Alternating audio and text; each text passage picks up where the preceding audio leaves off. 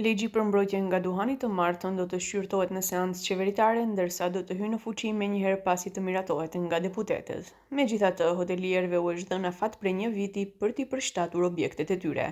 Kryeministri, Ministri i Shëndetësisë dhe shoqatat e sektorit shprehen të kënaqur pasi përmes konsultimeve kanë përgatitur sipas tyre zgjidhjen më të mirë për të gjithë me qëllim mbrojtjen e shëndetit publik.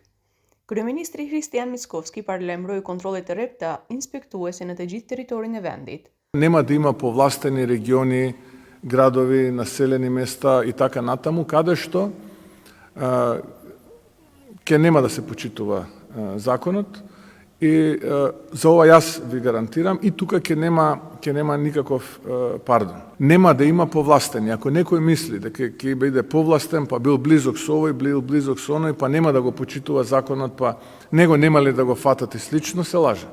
Можете еднашка да поминете неказнети, ако не ве фатиме, па дури и втор пат, но трет пат сигурно ќе бидете фатени и ќе бидете санкционирани. Ministri i Shëndetësisë, Azir Alius, sqaron se propozimligji nuk ndalon prodhimin, importin, eksportin apo shitjen e produkteve të duhanit, por rregullon përdorimin dhe promovimin e tyre në vendet ku mund të ndikojnë në shëndetin e personave të tjerë.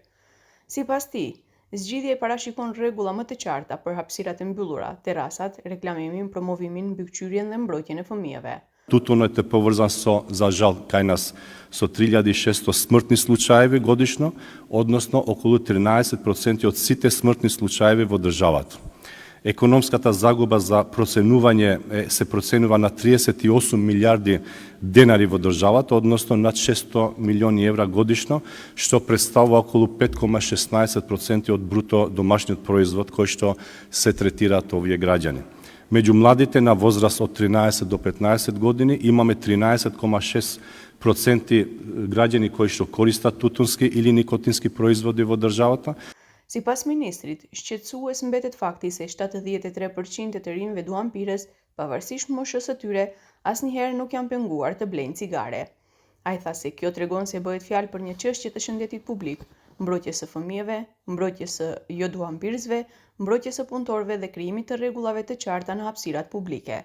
Fillimisht, ligji ishte paraparë të zbatohej nga marsi i këtij viti, por u tërhoq për përpunim shtesë pas reagimeve të hotelierëve dhe industrisë së duhanit.